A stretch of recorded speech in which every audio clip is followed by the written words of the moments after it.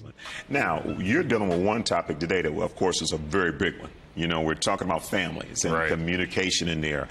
Help us to understand this, Jason. When we start talking about communication in marriages, talk about the importance of that. Oh, it's crucial. I mean, actually, that's what you lay your foundation on. I mean, if you don't have an accurate way of communicating with one another, you're going to have a lot of blind spots that come into the relationship. You're going to have some things that would occur that would possibly devastate the marriage. Someone may feel unfulfilled if positive communication is not taking place, or someone may feel like they're being put out there if they don't have a way to be able to share effectively. And to be heard. Thank you. Absolutely. Yes. Now, when we start talking about communication, help us to kind of dissect that, Jason, because, you know, a lot of times we come into a marital or family situation and we don't always have those tools. What are some of the elements that make up communication that families need to bear in mind if they really want it to be effective? Sure. Well, one of the first things you want to think about, there are different segments of communication. Normally, if you have someone, they want to convey a message, but there's normally encoding in that message. It's going to be filled with thoughts, the things that they, absolutely, some thoughts that they've had, and they're going to convey it. And then once you try and convey it, then someone's going to be the recipient, and then they have to decode what's been encoded. And with that, there are a lot of facial expressions, nonverbal communication cues, different things they have to sort through. And then along with that, there's a lot of noise that takes place. You know, what was the medium in which it was communicated? Was it anger? Was it communicated via email? Was it a telephone call? Was it your children that brought a message to you? It's a lot of different things that can come into it. And if you're not careful to listen, then you may miss something or you may misinterpret, and then you're going to have issues. Now, you know, already, Jason, I know some men are saying, well, that's the problem, you know, she's not getting what I'm saying, or he's not getting what I'm saying.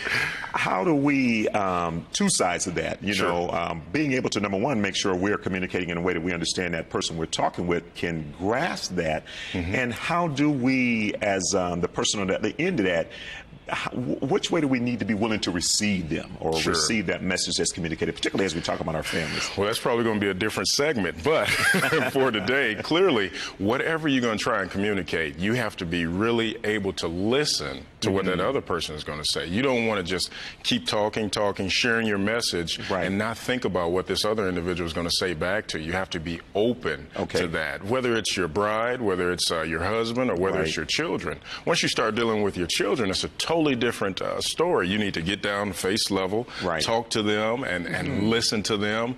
Studies show that if you're standing and talking down to your child, they're so enamored with the size of you and what you're saying that they miss everything that you're saying. That's interesting. So you have to be very careful when you begin to communicate with people. You have to be very intentional, or else they may miss something. And I think that's happening a lot, unfortunately. You know, Jason, you're talking already about a couple of tools as it relates to communication, but let's do this. Let's just kind of talk about it from the wife's perspective. When we start looking at the wife in terms of her communication and being able to share something, what is it that sometimes as men are missing that wife is trying to communicate, or what are some tools that she needs to bear in mind or things she needs to understand when she's communicating with men?